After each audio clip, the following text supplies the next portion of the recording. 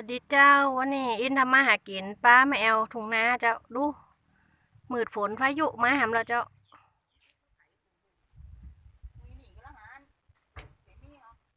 ตอนนี้4 โมงปลายดูมะละขี้นกกะเจ้าอยู่ห้างกลางตรงวันนี้มะละขี้นกยังไม่นอยจ้ะกระหาดอก